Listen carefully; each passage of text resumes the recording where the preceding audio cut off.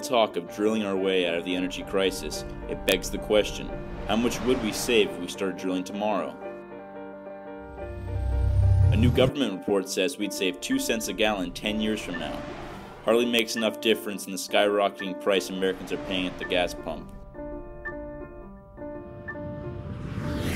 So we sent our camera to Capitol Hill to get people's 2 cents on saving 2 cents. I'm currently here today with Tom Irwin, Kurt Freshley, Don Sneesby, Rihanna, Ben Giordano. So, can I call you Ben? Yeah, you okay. Ben, how are the current gas prices affecting you? Well, when I'm driving to work in the morning, I drive a big SUV, which I'm currently very much rethinking. I'm just finding that, especially since I have to commute, like, to different areas, work in construction, different sites, it's just like, a 40-minute drive almost takes, like, maybe like a quarter of my day's wages. Well, I think that it's a shame that we didn't make a different policy back in the 70s during the first gas crisis, because then people would have been more used to, if we would have raised taxes over time, people would have adjusted and changed their driving habits. So what's happening now is people got so lazy for so many years that it really impacts people very seriously. Well, they're making it pretty much impossible for me to drive my truck anywhere. I live in the city. Prices are pretty high. I don't get to drive anywhere. My truck's not home. I don't drive. I'm getting a heart attack. Not liking it. I move close to my office. Yeah. I work, so. A bit. I drive a hybrid car, but it's still, I've noticed my gas bill has doubled every month. So I think twice about before going long distances or taking a trip. And fuel prices for planes have increased as well, so it's kind of taken a toll on my choices for vacation and where I go on my weekends. Our president wants to start drilling offshore. Have you heard about this? I have, of course. I have. I mean, I don't really know that much about it, but I mean, maybe it might give more jobs to Americans, is my only opinion, but also it might take more time away from lowering the gas prices. Yeah, kind of. Yeah. I have heard this.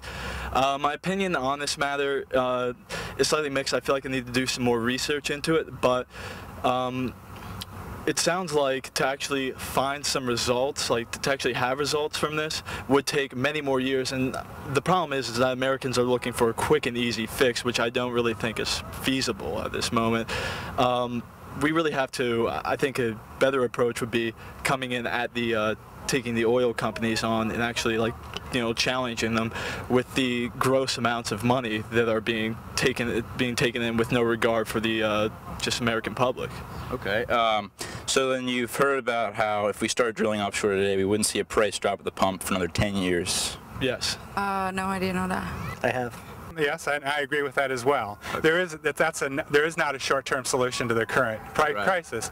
The problem is world demand. We're competing with India and China, and where they're putting 1,000 cars a day on the road in China alone. So as demand increases, it's going to drive the price of the product up. It has a limited availability. Yeah, and that worries me. That doesn't really comfort me at all. So I don't see the point in it then. Drilling offshore if it's not going to help us out for another 10 years. Okay, do you mind if I give you my 2 cents in this issue? Sure. This is actually the amount of money you'll be saving at the pump in 10 years per gallon if we started drilling offshore today. To give you some perspective, it would be maybe about $2 to $3 a month. A month? Yeah. Not a gallon? Not a gallon. 2 pennies a gallon. $2 to $3 a month. Did you mean $2 to $3 a gallon, or $3 a month? 2 pennies a gallon. 2 pennies a gallon. Okay, I see what you're saying. I'd say that's probably not the best approach, especially when we want to, conserve our offshore areas. I don't care for $2 to $3 a month. I don't think that's enough.